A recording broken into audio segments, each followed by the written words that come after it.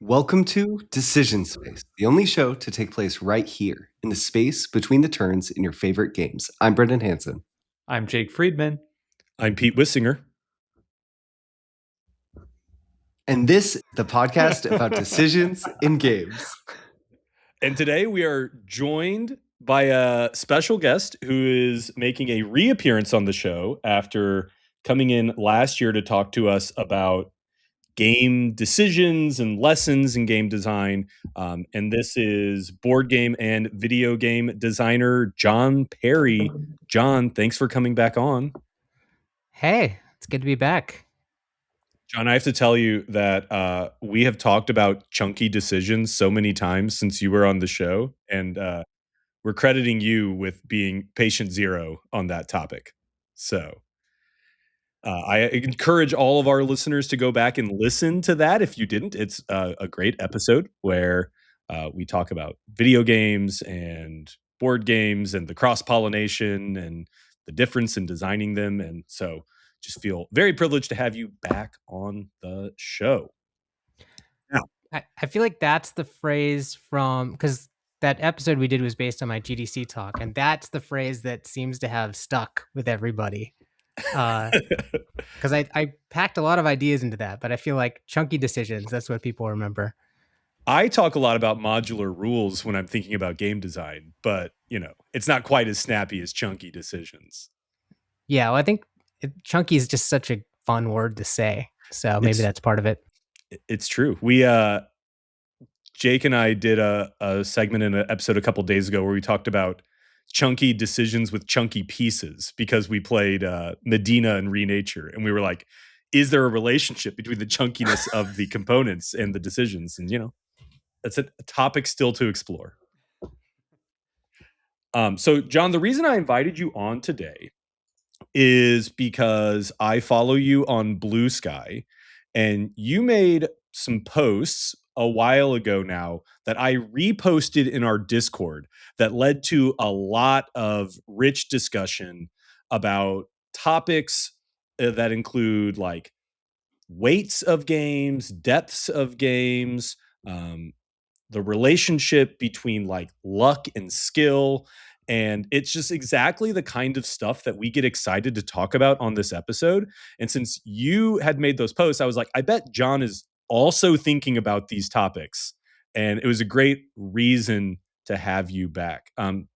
Jon, do you mind maybe sharing sort of like what was going through your, like were these topics that you were like stewing on, or to take you back to like, I don't know, a month ago or 2 months ago in your brain?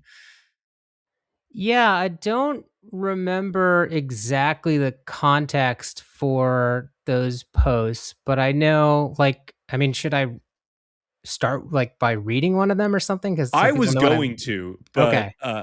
I didn't know if you wanted to provide context before I did a dramatic reading of your words. I mean, I will say, like, I'm usually thinking about this stuff from a designer perspective rather than a player perspective. So I am trying to figure out, what it is for a game to be deep all the time, because that's the kind, that's what I want to design towards.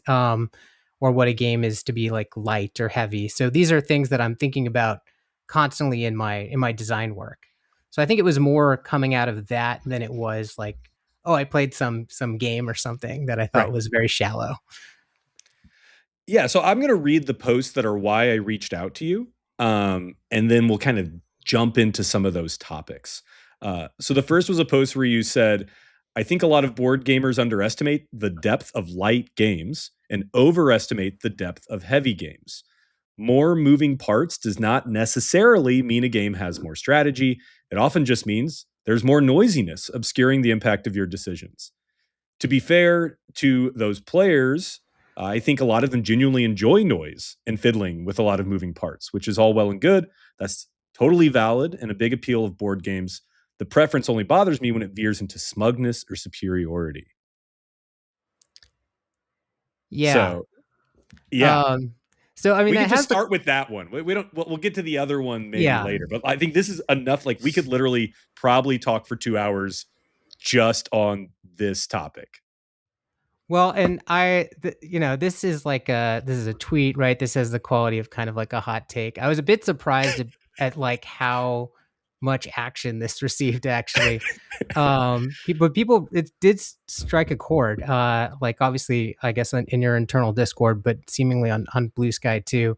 Um, when you invited me to talk about this stuff on this show, I was like, okay, like I'm not in like tweet land anymore. And now we're in like long form podcast land. Like now I have to like dissect these words a bit more carefully and see like, okay, how much like am I on board with how I phrase this? So there's some things I might tweak about how I said this.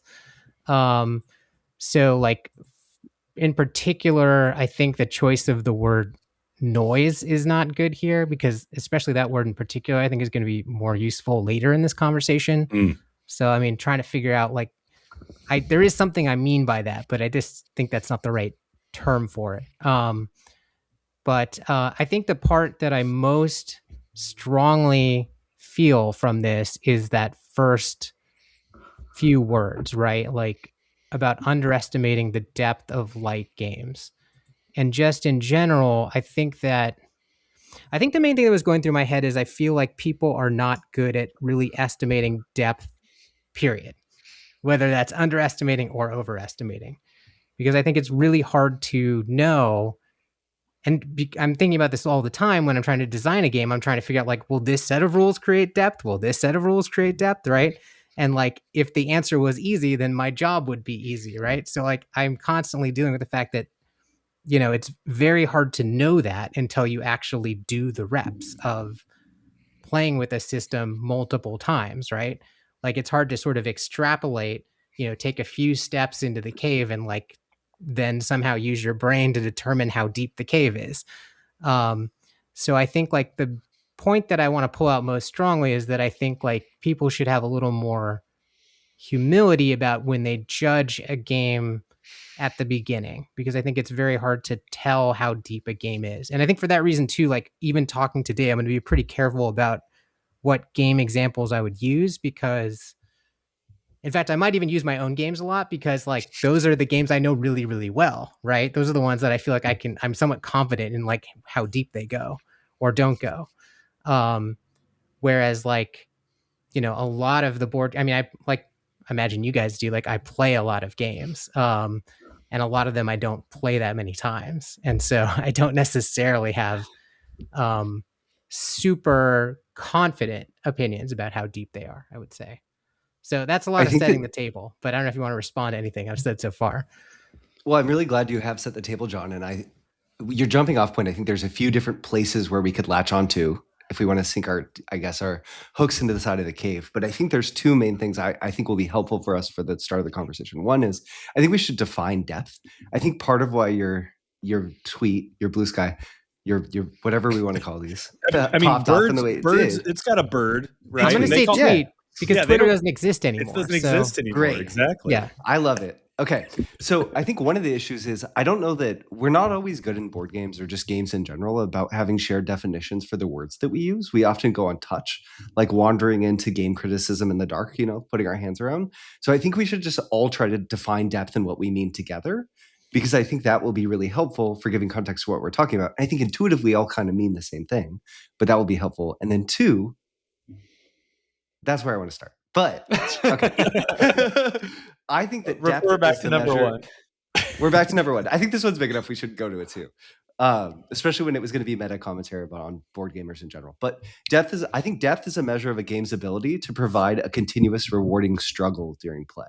And John, I think this does connect with the dichotomy between light and heavy games somewhat.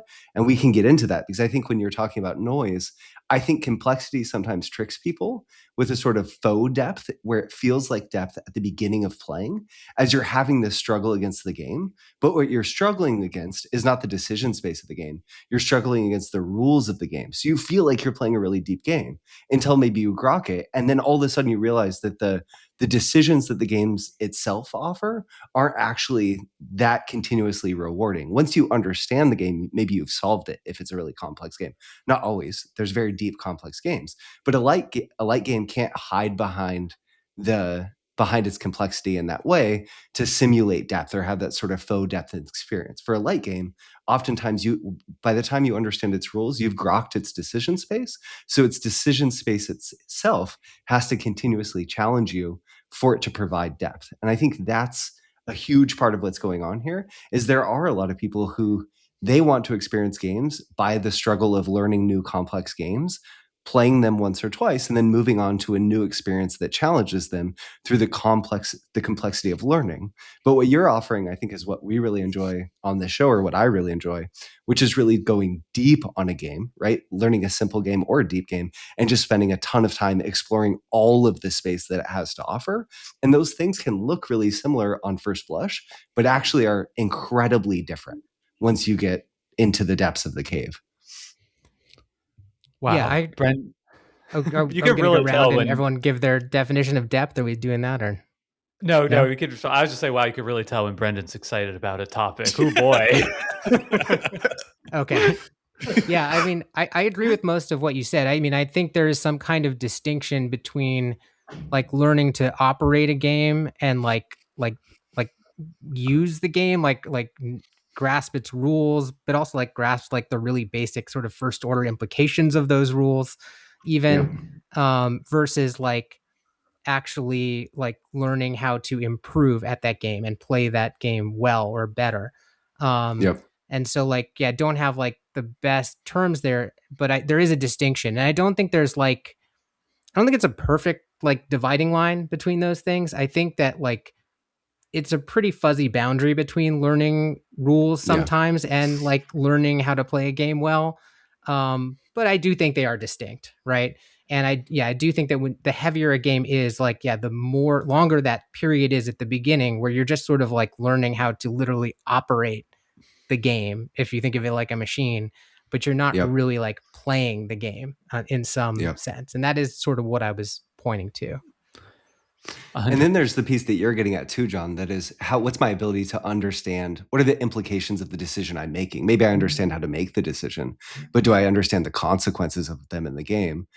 That's the first piece. And then do I understand if this is a good consequence to have at this moment in terms of the long-term likelihood of me winning the game, which is like the third order that you get to, right? Am I moving from operation to decision-making? Do I understand the implications of my decisions? And then can I understand the consequences of my decision in this period versus this period to find the right path? I think those are three sort of steps on the learning ladder as you sort of move into the depth. Yeah, and I think they're all valuable, right? I think they're all enjoyable, but I think that when you play a lighter game, it tends to speed run you through those stages, right? Yeah, very very quickly in a way that can be pleasing. And if what you were there for was sort of that like chance to have that first contact with a new system and where you're sort of learning how to operate things, if that's the part of games that you really enjoy, then when you hit a light game and there's not many levers to play with, right? Like that may be disappointing to some folks, right? And they may describe that as a lack of depth potentially. But yeah, I mean, to me, like, I guess my definition of depth is pretty casual. It's just something along the lines of like, does it reward, continuous study or something like that, right? Without getting too precise and in the weeds about it. And I think, I mean, it's possible to fully understand a game in that way of like, all those first order implications and how it all works, and then still have a lot to chew on if you're curious about the game and like willing to meet it on its own terms. Awesome. Okay, so I've got a question that's kind of screaming at me for you, John, which is like I'm hearing a little bit of tension between what you mentioned at the very beginning of this podcast, that like you play a lot of games, most of them you're not playing all that many times, yet like as a designer, one of the things that you're caring so deeply about is adding depth to your games, like creating like a depth of play experience, creating deep games and mechanisms that go together to enable that. So I guess my question is like, why is creating deep games so important to you? And do you think that there's something that like a game that does have successfully like achieves a deep play experience, a deep is going to like call forth to players, like even in those early plays, to like let them know like there's something more here to come back to? Yeah, I mean, I guess it's like I don't think games need to be deep to be worthwhile or successful necessarily. But all things being equal, if it can be a game that on top of everything else can stick with you year after year and have more for you to learn from. I mean, all things being equal, that's to me just better. So, I'm not going to try to force that on a game that doesn't necessarily need that, right? But it is something that I'm always an element of games I'm always trying to bring out.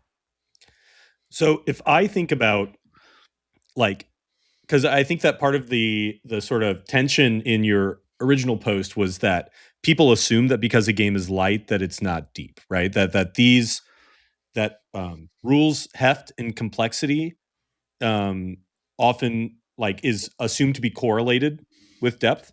But one thing I think about is I think about like Reiner Knizia. I think his whole design ethos is to cut away as much complexity as possible and only retain like the depth of decision making. Like I think about a game like Tigris and Euphrates, which is considered a complex game, even though rules wise, there's really not a whole lot to learn.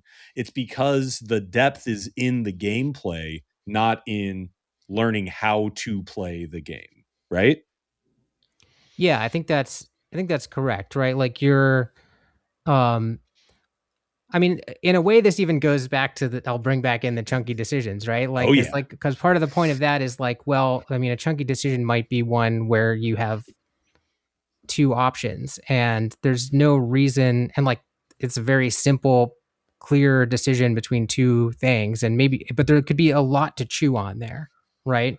um even even in a very simple situation you can have a lot of tension just between two options if there's enough ambiguity in that, built into that system, whether because you don't know what the other players are going to do or whether because like the probability math of the game is very hard to determine, or whether you have these sort of long-term short-term trade-offs where you don't know maybe like exactly when the game is going to end. I mean, there's all these ways to sort of like architect ambiguous decisions, and none of them like necessarily require a lot of stuff, a lot of moving parts. A lot of them often boil down to like a really tough decision between like now or later, or some other like very fundamental trade-off, and just trying to make the right call.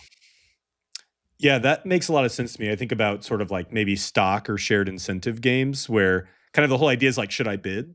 Right? Like that itself can be such a deep decision, but it's like you know how to bid. You know like how much money you have, right? Like the depth comes into like, is this valuable right now?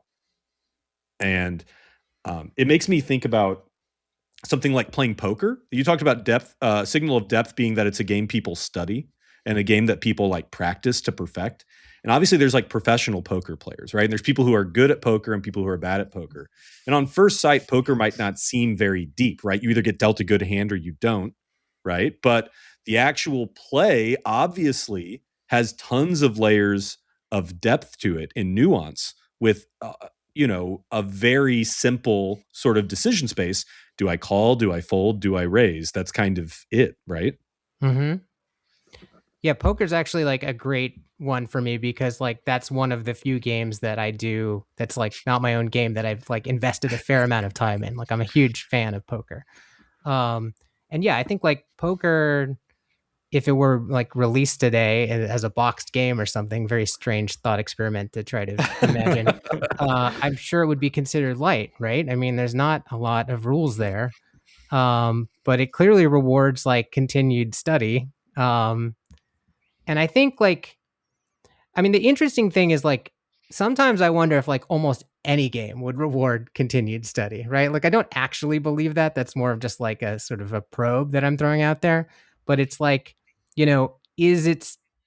does poker have all these people studying it because it's unusually deep, or is it just because like it has this place culturally, and it turns out like if you really focus your attention and curiosity on any system that's sufficiently complex, that you will find some depth there. And like part of me, at least since writing that post, I've been starting to gravitate a little more towards that second view, that like and it's sort of like it's forced me to rethink like what it means to design for depth as well too, because like maybe depth isn't so hard to create as it is like depth that people want to enter. Right. Yeah. Like, because what does that continued study look like? Does it look like a lot of memorization? Does it look like do people see like a clear curriculum for that study, or is it sort of like, I don't even know where to start, right? Like if I'm a player approaching a game that might have a deep cave but might not have like an obvious entrance. If poker came out today, there'd be BGG posts that are just like 2-pair is too powerful. We need to nerf 2-pair. Right. John, a game that I know that you really like because we've talked about it is Dominion. You told me, because I invited you to either come talk about your GDC talk or Dominion, and you were like, well, I could talk about Dominion because I play it almost every day. And I wonder, I think one thing about Dominion is that part of its replayability comes from its variety. And so I wonder if that variety is sort of creating depth, or do you think that like the base game of Dominion is a deep enough experience that you would be satisfied continuously, or is it the volume that makes it deep? Is that make sense? Yeah, Dominion is such an interesting case, because I think like a lot of people's feeling about Dominion, going back to especially when it came out, and was like first of all, the new base set, they've revised the base set for Dominion. People probably know that for the most part, but it's a lot more interesting and balanced now. Like the new base set, I think actually is a game you could play over and over quite a bit and not get bored of. I don't know that was as true of the original base set, which just had a lot of duds. But um I don't like, I think a lot of people's feelings about Dominion are like, oh, what's fun is you get this variety of this initial setup, and that's more or less a puzzle, and both players look at the puzzle, and one of them finds the better solution first, and then just sort Right. of executes on that, and then that's how they win, and that's the game of Dominion. But the more and more I play that game, the more I feel like it is incredibly tactical. And I don't really play that way. Like I barely scan the kingdom when I start playing, and I do pretty well at that game. Like I like look at it pretty quickly. Obviously, like I have a lot of built up knowledge, so like I have the ability to do that. But like I play much more by the seat of my pants, and it feels like my games are won or lost oftentimes a lot more about, like, again, those like simple, like ambiguous choices between like, is it time to buy a victory card or not? Like, Right. do I have enough money in my deck yet? Like, is this, I have like 4 to spend. Is it more important to get this card or this card? And I actually think like, it's not I think there's a lot more tactics turn by turn in that game than people have sometimes given it credit for. Yeah, I think the question of sort of like, can a game hold up to repeated plays, is a really important one for a conversation of depth. But I also think, like to the point of Dominion, perhaps people get into a situation where they just have the base game, they play it so much that like it becomes rote because they figure out what are the best strategies, when a given set of cards are out or whatever. But even when that happens, right, it's really hard for me to say that that means that like they've actually come up with the right set of solutions, right? Or there isn't an opportunity for like more nuanced tactical play or a player from a different meta to come in and then, reveal something to them that then shakes it up. And I think a lot of issue with, our modern hobby is that so many games come out so fast, people are churning through them, that, if a game hits a rote meta, quickly, whether, and that can be like in one group they post on Board Game Geek or whatever, and it kind of spreads, then that can sort of be something that people will just take at face value, that it's not deep. But, given enough time to breathe, I definitely kind of fall in the latter camp of thinking that most games have depth that will emerge, you know, and it's probably few and far between that there's truly like a certain strategy that is just so dominant that there's no counterplay, no way to get out of it, even if you give the game all the time in the world, all the place in the world. Right, because it's one thing to know a strategy and to have a strategy that you can describe simply, and it's another thing that if all players know that strategy, like who can execute it better, right? Like very rarely in the game does like a strategy just like self-execute perfectly once you've articulated it, right? There usually is like some details there. And so, yeah, I don't like oftentimes when people write off a game as having like some dominant strategy, like I'm suspicious of that for that reason. I think both this conversation, John, and also the poker conversation, one thing we're talking around a lot is the human element of games, which is really important for the conversation of depth. I think poker, much less interesting game if you're just playing the odds. Those are pretty clear decisions you can often make right through. You mentioned study. Poker is a game you could study and ultimately probably solve, except for the fact that you can bluff, right? That there's humans playing the game. That's actually what makes poker actually interesting. If there's computers playing poker, it's a much less interesting game unless the computers themselves are willing to bluff and not play optimal, right? So I think that's a hugely important factor that we can't.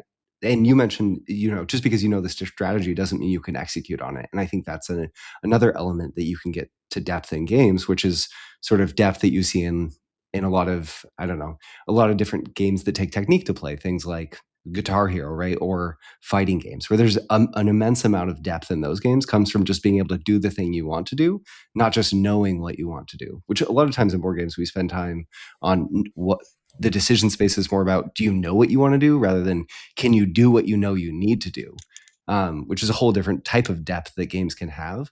But I want to go back to your metaphor about cave exploration just for a second, if we can, because I think there's another point that might be worth making. So you mentioned once you go into the cave, you don't always know how deep it is, but you also talked about sort of light games and heavy games. And I would offer one of the things that's tripping people up when we talk about depth in games in general is just the English language itself is really confusing, right? So we talk about deep and shallow. A shallow pool is shallow in the way that a light game is maybe small in terms of its decision space, or a small cave is small. A deep pool is very deep. There's a lot of water there. But when we're talking about depth in games, we mean something totally different, because a deep light game could be a really small cave that you could explore for hours because it's so intricate and interesting. And then maybe you add another human to that space. And now all of a sudden exploring that space with someone else there changes the context of exploring that really small, interesting cave. So I think sometimes when we talk about games, we get tripped up because people incorrectly, because of maybe just the English language itself, associate depth with state space. Like how variable and large is the game? And that's what makes it deep. But I don't think it is. I think that's the complexity thing we were talking about. And it can give you way more to explore, but it doesn't mean necessarily that it will be deeper, as we say deeper in games, or maybe they mean branch factor, right? Like how many different options are you given at a certain point in making your decisions, which is kind of the opposite of chunkiness, I think. I think chunkiness is like, I'm given a few choices and I'm taking all of these different things into account. Yeah, chunkiness is kind of like low branch factor plus high depth or something. Like yeah, it's like it's a sort of the ideal consequence. of chunkiness. Yeah. Something And really like that. entangled decisions there. Yeah. So for me, one of the things with the Dominion example we were just talking about too, right? It actually has a lot more of that. Like, can I execute on what I know is the right strategy? Because instead of it being the technique of fighting games, it's knowing weird other, like if you squint at it, the technique of knowing, is there enough money to make it to the end game based on what everyone else's deck looks like at this point in the game? Like how many more turns in my Dominion deck is this going to take? All of a sudden that starts to look a lot more like meter management in a fighting game of, is now the time I should use my super? Are we going to have enough am I going to be knocked down and need to save it to have a reversal at some point, right? So it's having a broader sense for what is the game arc and making decisions based on that game arc within it. And I think there's so many different places we've gone, right? Depth of uncertainty through other people, depth of randomness, depth of the uncertainty of how long the game might be. And I think, we could go in all of these different directions, and maybe I'm being non-charitable to us by not picking one. But in my mind, this is such a deep conversation in and of itself, because there's so many different ways that a game can be deep that the conversation gets really noisy, right? We could go in this direction and in that direction and in that direction and kind of get lost in our own conversation. Well, yeah, I mean, again, I gave a pretty intentionally vague definition because I do think depth is pretty subjective, and I'm comfortable with those kinds of definitions, right? But like where we basically know what we mean. But I think I mean, you brought up the human element, right? Like, so whether does some of the uncertainty in your game come from an opponent, and you don't know whether they're going to bluff or whether they're going to buy victory cards or whatever. And I think that's another type of uncertainty that acts as a multiplier, right? In terms of it multiplies like the sort of complexity of things you need to consider when making a decision.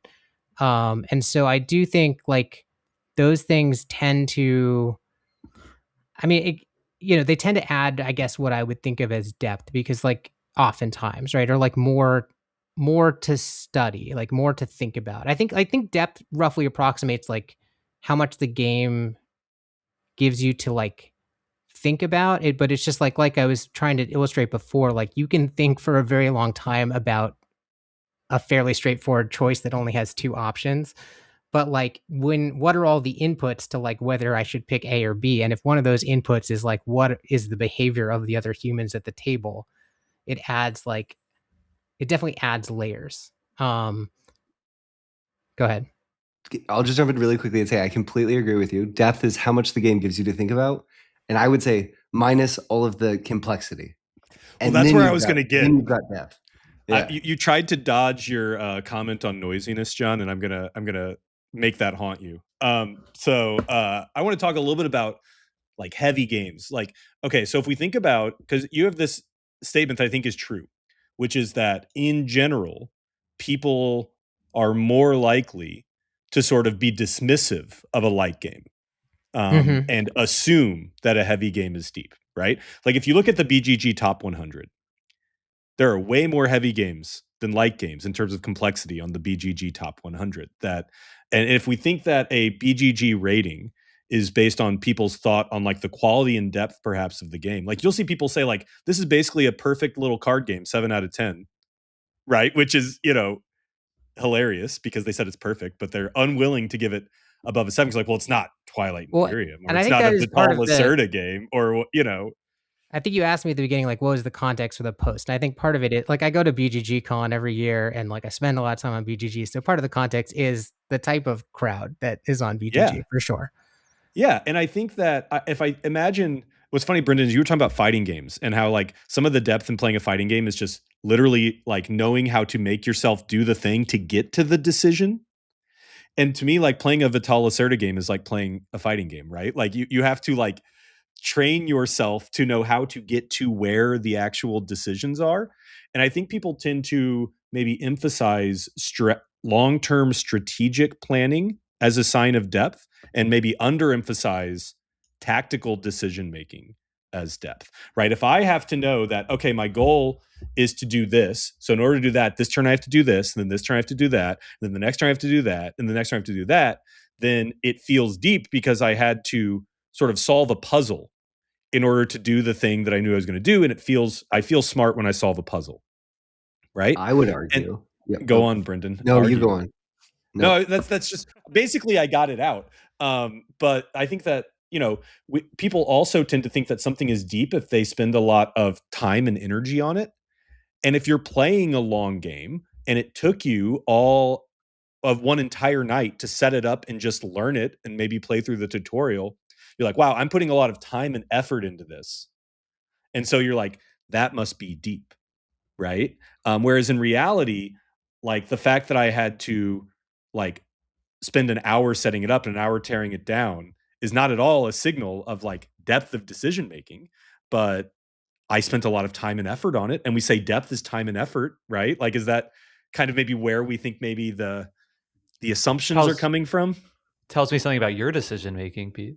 I mean, I agree with all of that. And, that is, again, I think I don't like the choice of the word noisiness because, again, I want to use that later in the conversation when we talk about luck and skill in a different way. So I kind of want to like reserve that word. But like what you're describing, I mean, it's what we were getting at earlier in the conversation about, like, I was talking about like just learning how to operate the game, right? Like a lot of those super complex games that have you like, you have 10 steps to create victory points, right? That's just like a lot of things to keep in your head and like a lot of small like arithmetic to do along the way. That feels like, you're doing mental work, and you are, right? But is that the kind of depth that like we enjoy, or that we're trying to talk about here? And it's not really what I think of as depth. I agree. And I want to just quickly hit on why I think we've like ended up in this little bit of a quagmire socially around games. And I think we have to acknowledge in some ways we're at a really interesting moment in the history of games in general, just as games have become the culture that's built up around board games and what that's allowed board games to do. Like no one would argue that in the last 30 years, the room for complexity in games has grown exponentially. And in part, that's happened because more and more people have played games. So there's been this social feedback loop. The more people that play games, the more people you can find to play complex games with. And that's not to say that there haven't been complex games before 30 years ago. There absolutely have, right? But it is true that the more people that play games, the more people who want to play really complex games can find them. And the larger the market is for complex games to be made, so publishers can further push that niche. And then for the crowd of people who want to spend all of their time talking about games and want to play more and more complex games and maybe go on a website like BGG, and I've been in this place before, right? All of a sudden, you just get excited that there's a more complex and more complex thing, and it just keeps moving. And I think we're in this really interesting moment where with things like trick taking and the explosion of some small box card games or lighter games, John, I think Airland and Sea is actually in my mind like a touch point in this sort of moment for my journey with lighter games, that there's been this cultural pushback where we can come on Decision Space and be like, yeah, heavy games, complex games don't just mean deep games. But I don't think that's always been clear to people, in part because there's been this explosion of social activity around playing board games that's allowed people to move to a place that they hadn't been with games before, that we're sort of stuck in this moment. So one, I think that's interesting and cool. But two, I don't think that necessarily is what we're talking about. But people needed time to figure that out, right? Like as more and more heavy, complex games could be made, it takes time to play them and to say like, oh, these aren't just deeper. Maybe we were missing something about what creates depth in the first place, and to go back and say things like, oh, Air, Land, and Sea, this really economical card game that fits in a box that I can take anywhere, is actually incredibly deep. Because Jon Perry, the designer, who, right, for listeners who don't know what I'm getting at, John is on the show. Made these really interesting decisions. Like my hand comes to me and I don't like it, so I don't have to play it out, and that affects the points that my opponent gets. Or I don't have to play out the whole hand. I get to choose when I'm going to eject from that, and that gives you this release valve that gives you the ability to have a much deeper decision space.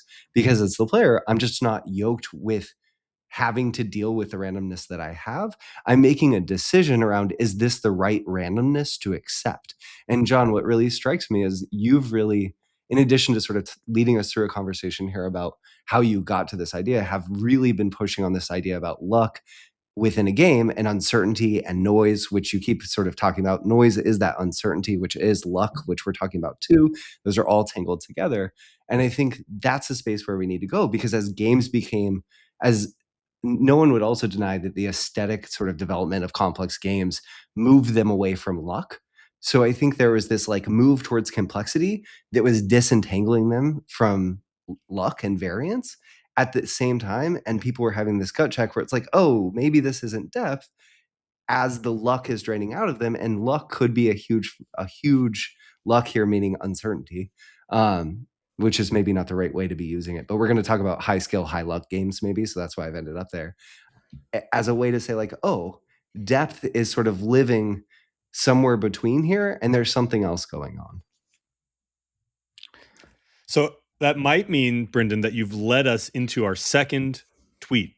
It seems like you've created a segue for this. Topic number 2. Jake, do you want to get in there on depth at all before we move on to luck and skill?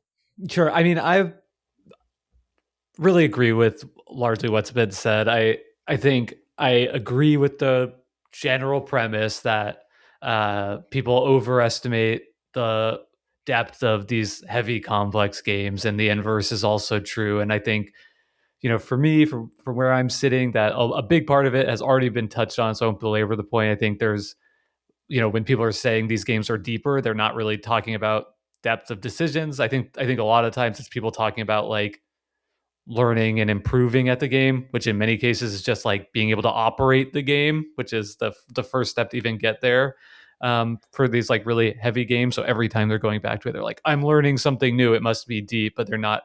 They're just like kind of learning the basics still, and it takes much longer.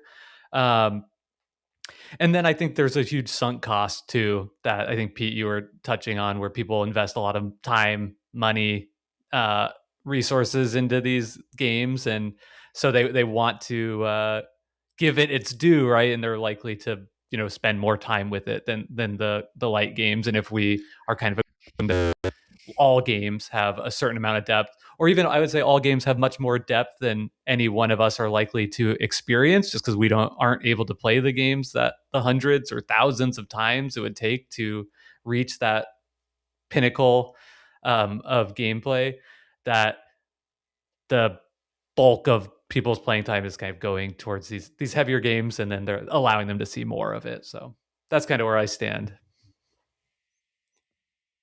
We've gone through a lot of this conversation without talking about what light and heavy means, which I'm not that big into definitions, but it seems like this is the space where we would do that.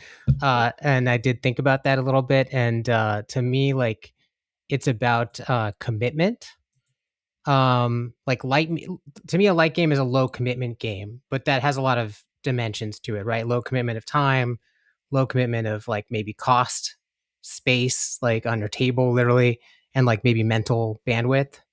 To me, that's kind of like, I don't know if that sounds right to you guys, but that's like what I think of as light. Yeah, that works for me. I think that we could do a whole second episode on what makes a game heavy. So I don't want to go too deep down that road, but I think that works for sure. Okay. Okay. And also, Jake, I was gonna say, it's funny because you said the other day on Discord that you think that your tastes have become that you're like an old school Euro guy, and like the whole design ethos of like the old school game group like is just like low complexity, high depth, right? Like that's literally like the design ethos of that batch of games. Yeah, for sure.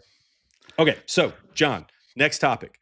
You posted, and again I copied because I was like, people in our Discord are gonna have things to say.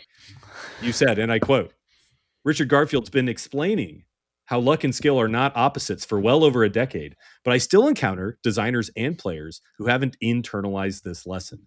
I suspect it's the number one reason people tend to underrate the amount of strategy in lighter games. So you were thinking about this still. And then you said, to be fair, getting full enjoyment out of high luck and high skill games requires almost a cognitive dissonance.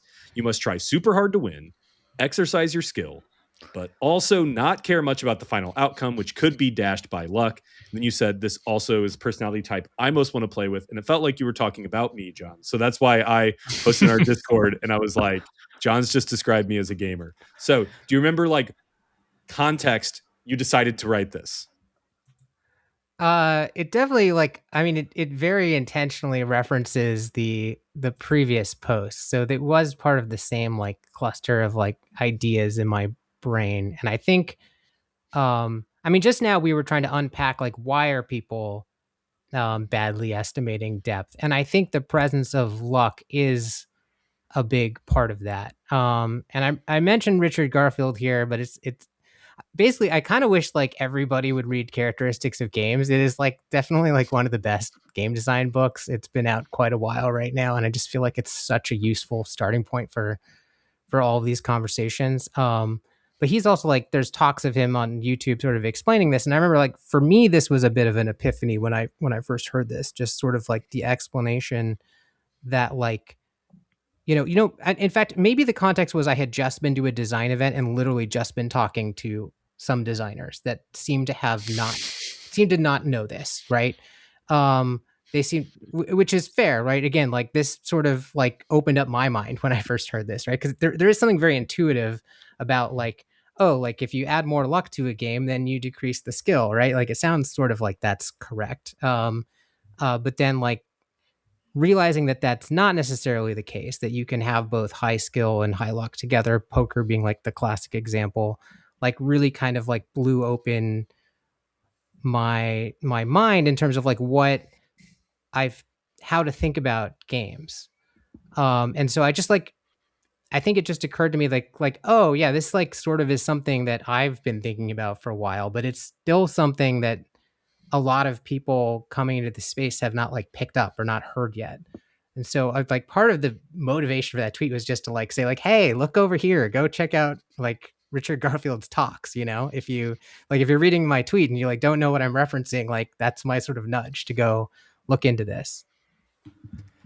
Yeah, and I guess sort of like Magic the Gathering is almost a prime example of a high skill, high luck game, right? Like in Magic, everyone's had the experience if you played Magic of just like drawing like none of the cards that you needed to make your deck work, right? And so part of the skill of like playing Magic and building a deck in Magic is sort of like knowing how to deal with the inherent randomness of drawing cards from a deck that you really wish would come up in a certain order, and having answers for good luck or more. You don't need answers for good luck. You just get to pop off. But having sort of like a way to play around luck. And Magic seems like a great sort of way to talk about that. And obviously Magic's a competitive, deep, skill-based game. I mean, there's literally professional players, there's tournaments, there's, people dedicate it as an entire lifestyle game. And I think if something's a lifestyle game, there's probably some depth there. Yeah, nobody builds decks in Magic anymore. You just go online, just find shoot. But, this is like right in my wheelhouse for fully agreement that high skill, high luck games absolutely can be a thing. And I think some of the most like rewarding gaming experiences you can have. And I think I'll just put this out there. Like, I feel like these kind of games feel more like real life to me, where it's like you're just pushing for like a very small marginal thing to happen, right? Well, adding more luck to the game doesn't reduce the skill. It does make it more likely that like the less skillful player can win the game, which can be an absolutely wonderful thing if you're trying to play games with people that are different from each other, right? That have different types of intelligence and like different experiences and different skill sets. Like you want there to be some element of luck, and I feel like not to be too romantic about it, but it's like that's what I feel like we're kind of doing in our lives, right? Like we want something to happen. Like in my job, I work in philanthropy, and we're like trying to like improve health outcomes in our state. Like that's a huge goal, and like if we could move that metric just like the tiniest bit, that would be a massive success for me. And I feel like that is very similar to like playing Magic or poker or any of these games, where it's like if I could get from a 49% win percentage to a 50% or a 51 against my friend, like that's a really meaningful and exciting thing for me to be doing. Jake, what you just said I think is a really important piece here too, right? One of the reasons why it's helpful to play high skill, high luck games is that it expands the range of experiences you can have, which one consequence of that is that the lesser skilled player can win sometimes. So the audience that you can play it with is broader. But I think, so we all agree, high skill, high luck games are awesome. I want to talk about what makes this so fun. Like, why are high skill, high luck games awesome?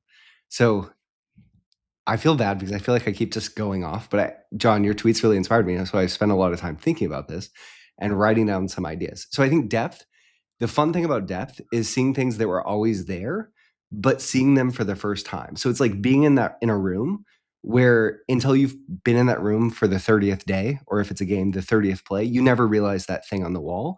In the same way that you read a mystery novel or you watch a heist film, and you're watching all the solutions to what's going to happen, but you don't see it until someone tells you. So I think that's the sensation that I get from depth. And so depth offers a reason to replay, and high skill, high luck games offer the player the experience of nuance and feedback in their games. So it feels amazing to win a game in a roguelike, right? To win a roguelite, a high luck, high skill genre, feels amazing. And it feels really good when you win a roguelike or a roguelite when you have good luck. That feels great.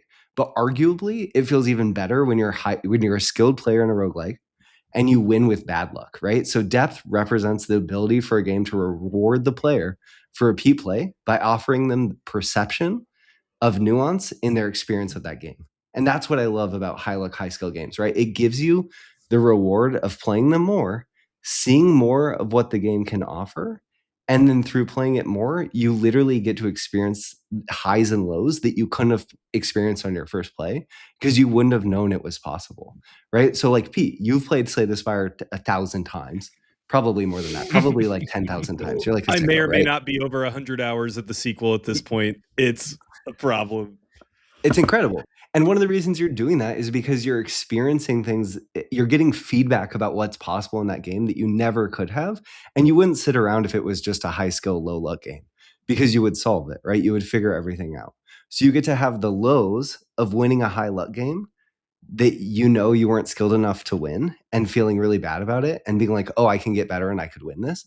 And then the highs of being a strong enough player after you've played it more to have really horrible luck and still win and feel like a genius. And that's what I love about high luck, high skill games is the more you invest in them, the more you get to experience the breadth of what they can offer and pull off these feats that you through repeatedly playing can understand are like actually amazing. And then if you play them socially, other people get to see that too. And that feels amazing too, right? So like in community with other people, high skill, high luck games let you do things that feel improbable. And we don't get that a lot in our life. Oftentimes just what's probable happens. But in games, the improbable can happen more often. I agree with you guys have said a lot of good stuff. So I'm just gonna add a couple things that popped into my head. One is that like there's an interesting way that this interacts with depth, right? Where if depth is sort of like the process of continuous study and trying to improve at a game, and that being like a long road, then when you're doing that with like the skill is what sort of establishes that the depth is there, but the luck. This is where I wanted to use the word noisiness, right? The luck does introduce this noisiness to that process because now you're trying to consider like, okay, I think that move like moved me from like 40% to 50%, but it didn't work out, right? Yeah. Like I didn't win that game. Like, was that the right choice? Like it forces you to sort of like live in like parallel universes where it's like, no, actually, I think I did make the right decision in most universes. I just wasn't in the universe where it worked out. And like, that is like, and that is a lot like making decisions in life, right? Like you brought up, Jake. And like, so like it sort of, but that is a really weird place for people to sit, right? And I think again, this sort of explains why people might look at a lucky game and think like, oh, there's like not a lot of depth or skill there because they're not maybe like comfortable thinking in that way and like having to like not just because you're not just trying to figure out like how can I play that game better? You're trying to figure out like which of the feedback that I got while playing that game was actually useful signal and what was just noise, right? And like to me that is actually like a fun and interesting part of the process and a way to stretch my brain to like kind of try to work that out, like was that the right decision even though I lost, kind of thing. But I think that is, that's not maybe everyone's like something that people want to always engage in, or something maybe a way of thinking that they're necessarily like comfortable with. So that was like one thing I wanted to say. And then I think like the other thing, like you guys mentioned a lot of the things that are good about luck, right? Like it lets the lower skill player win. It lets these big exciting moments and variety and like. But another one is I think like what it does. I guess this is more like not so much luck but randomness. But again, that's kind of terms. Well, I was right? going to ask that. I was actually going to ask if when we say luck, do we mean randomness, or are there other things that can contribute to luck being a factor, or are those just inherently linked, right? Because I was thinking like if you go into a casino, you've got like pure luck games and you've got high luck, high skill games, right? And the pure luck games are like a slot machine where it's like literally just random, right? Or maybe like the roulette table where I don't know, maybe there's skill in roulette betting, but it seems pretty random to me, right? So when we say luck, do we just mean randomness? Is that what we're talking about? Oh, I mean, Brendan's got a book. Brendan went got a book, so I mean, I think the luck is, I think, yeah, they're very similar, right? Because I think that's how you create. I mean, I think luck actually is this phenomenon of the less skillful player will sometimes win. I think that kind of is almost the definition of luck. But how do we end up in that state of affairs? Probably because there's randomness, or at least like uncertainty in the game that is like causing that to be the state of affairs. Yeah, I totally agree. I think like you also would say luck in a situation that had zero randomness, right? Where like my opponent made a mistake, right? the opponent can create luck. I Yeah. got lucky because they took this card and not this other card that I needed for my strategy. And I would even go so far as to say like, a lot of these games that are like really heavily dependent upon like other players, interacting with it. Like a lot of time to me that reads as luck if the, incentives and interaction is so intertangled that it's, impossible for me to like accurately predict what my opponent's going to do. I think Yeah, we're using them as. Oh, sorry, John. No, go ahead. I was just going to say, you mentioned characteristics of games, and I think we're just using luck in part because we both read the characteristics of games. So we're using them as synonyms. And it's because Richard Garfield is talking about luck and skill. So we're just using the language that he gave us because we're having a conversation kind of in that vein. But I think we kind of mean randomness at the same time. And interestingly, when he introduces luck and skill in the book, he talks a little bit about the relationship between luck and skill, and that things like catching a ball, right? Like in baseball, it's very likely that you need luck and skill to catch certain balls that are thrown to you, but you can just get lucky if you've never caught a ball before and catch a fly ball if you're standing there, right, and have your hand out. But it's pretty unlikely it's going to happen. Well, and this is where like the term uncertainty is useful, right? Because that can kind of encompass like random number generation and physics and the arbitrary decisions of the opponent across the table sniping the card that you needed unwittingly, right? Like, so all of these things, like only some of those are literally like a card draw or a die, right?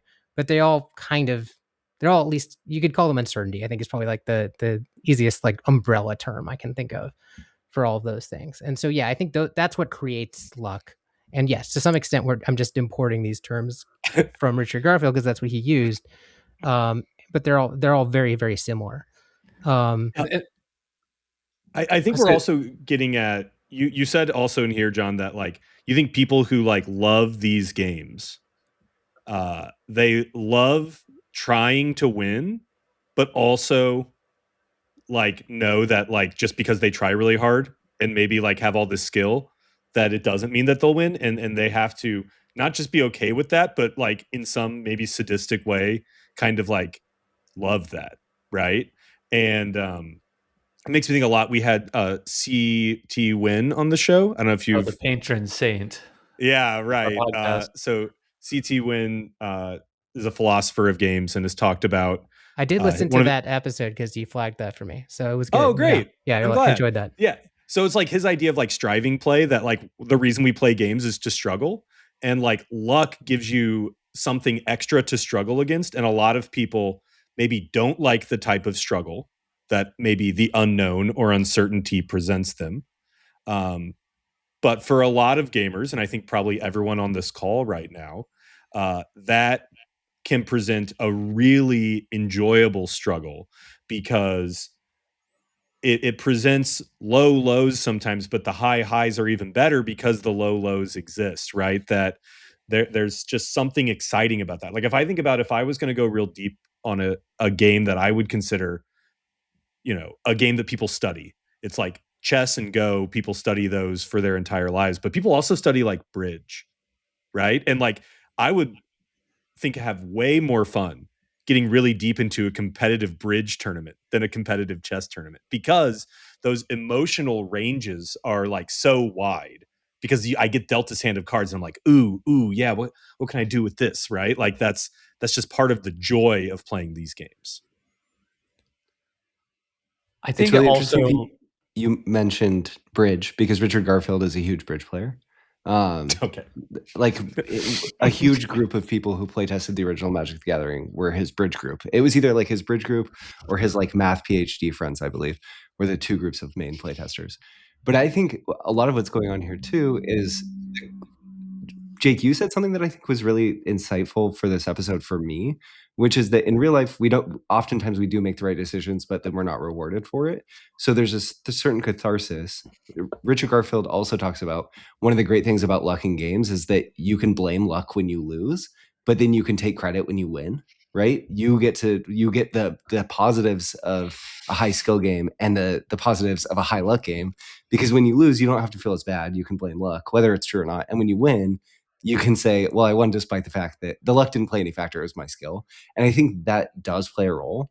But I also think it's cathartic to have the experience when you're skilled, where, John, what you said, where I made the right decision, even though I lost. And that still feels good because I still know I made the right decision. And there's a little bit of what I just said probably going on in that moment too. And I'm like, maybe that's true, maybe that's not in those moments when I have it, when you experience it in play. But either way, it's a positive experience in terms of playing games that can feel good. So I think that high skill, high luck games often give you the latitude to have the type of experience you need to be having in that moment when you're playing it in a way that works really well. They're more flexible than just high skill games or just high luck games. Because in high luck games, if you lose, you feel bad because you lost and you couldn't have done anything differently. So it just feels bad. And in high skill games, if you lose, you should have been better. And that can feel not as rewarding. And if we're being honest with ourselves, right, on some level, Pete's talked about striving play. Oftentimes, there's an element of winning feels good.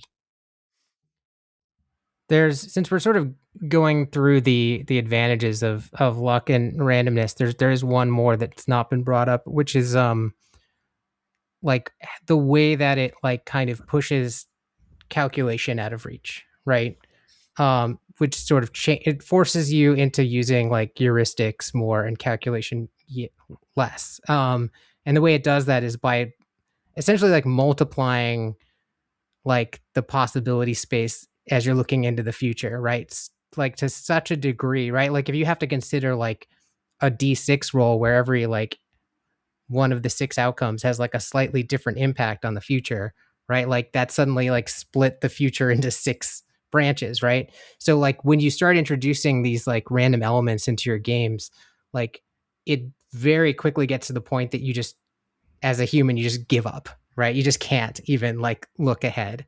And like that's actually very liberating, right? Because now you have to play more by feel and more by like heuristics. And so like that's another, that for me personally, agree with everything you guys all brought up just now about the advantages, but that for me personally might be one of the biggest things is that like I enjoy sitting in that like space of gut instinct, and like that's how I like to play. I like to play like quickly and so on, and like just use rules of thumb, and like I feel like those games give me that permission to do that. Yeah, for sure. It's interesting hearing you say that it, like not being able to see in the future is a component of this, which I agree that it is. However, I think that makes it sound like these games that are high luck can like only be tactical, right? You're only deciding turn by turn. But I feel like, you could still have, a strategy, right? That that you're trying to accomplish, and then making those like tactical things, even if you can't see exactly how you're going to get there from there. So I think I say that just to like draw that. I don't think you're making a commentary because if on you like have a lot of, strategy versus tactics. Yeah. I mean, you might have like a lot of like random like motion at like small like tactical layers of the system, right? And there could still be like an overarching arc Right. that's like the strategic arc that is like actually much more continuous, right? So I think that those things can coexist. Totally.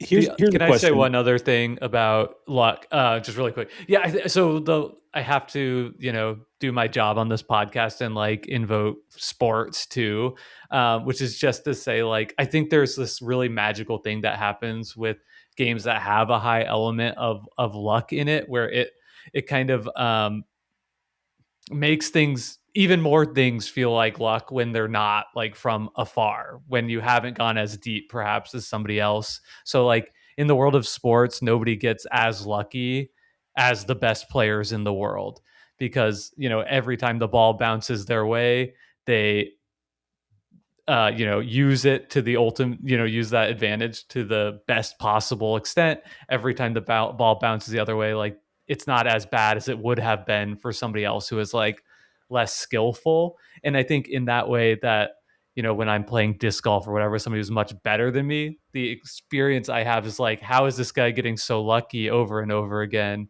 But not really fully, like where I'm at, being able to fully understand it, the way in which they're like existing within this system that has a heavy element of luck to choose safer, smarter decisions that present as like good luck to my misfortune.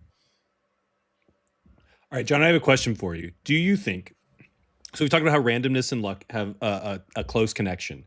I think, and maybe I'm wrong, that people have an impression probably that output randomness is more based on luck than input randomness, because it's the question of, am I making the decision before I experience the uncertainty or after I experience the uncertainty? Do you think that there's a difference there? This is an interesting one.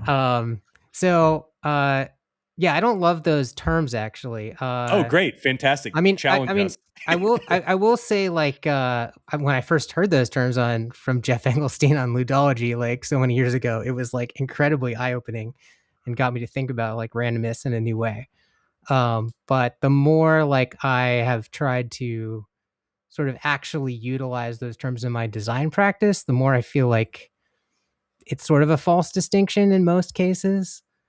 Like, so yeah, I mean, I think, I don't know. How did you frame the question again? Like, all right. So I think that, okay, if we think about, if we assume for a moment that input and output randomness are different things, yeah. Which the way I would posit it is, am I making a decision after something random happened, or am I making a decision and then something random happens? Right? So, like, if I'm dealt a hand of cards to play, that's input randomness.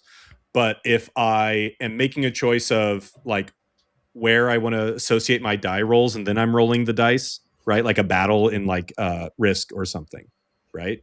That I've played games with people where they hate, quote, randomness in like combat in games. They hate dice randomness. But if you were to say, okay, well then you're going to draw a hand of cards, and that's going to be how we do battles, they have no problem with it. And they both are randomness, but it's about like, where is my decision point? Is that maybe So helping? I think that people might enjoy one versus the other, because I think there's, like all things in game design, it's like sort of where math meets psychology, right? So there's like, there's a psychological component to how that hits your brain, right? Like how it feels like when it seems like it comes after a decision or before a decision. Um, but I also think like oftentimes in those two examples, there's a lot of other differences, right? Like a hand of cards, um, is like, cards are these big rectangles full of text, and I've got a hand of 6 of them and they all do different things. Like, that is wildly different than roll a die and if it's 4 or above I hit, right? Like there's a lot going on there that's different versus like whether it's before or after my decision. And so now it might give it a different flavor, but like I guess my feeling about input and output randomness is like that, you know, output randomness is just input randomness for the next turn, right? Like it's 100%. like if you just line up all the decisions in a game from start to finish and you slot these random events in between them, right? Like every single random event except for ones that at the very start or the very end have a decision before and a decision after. I totally agree with that. I like Castles of Burgundy is this game that I feel like is like held up as like this great example of like kind of input randomness in design or whatever, where you get to roll your dice and then use them, and you do that, and then you're like, great, now I've got my piece. I hope I roll a 4 next turn so that I can place it. I think there's truth to this, but I want to push back because I do think what you said, John, it's true of every single turn in the game except for one, which is the very last one. And I think that's where people get tripped up and where they really feel it, right?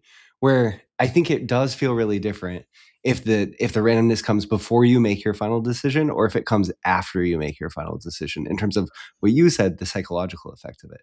Well, Pete, what's up? Sorry. Well, I was going to say, I just heard Cole Worley on a podcast where he said that like people complain about games where you can lose on a single die roll. And the real question is, how do you get yourself into a position in this game where you needed a single die roll in order to win, right? Like, but this is why it's psychology. That's what really matters. Yeah, it's not whether, sure. to John's point, maybe it's the same thing, but it matters how it feels. And that's the distinction that matters because we're humans playing, not computers.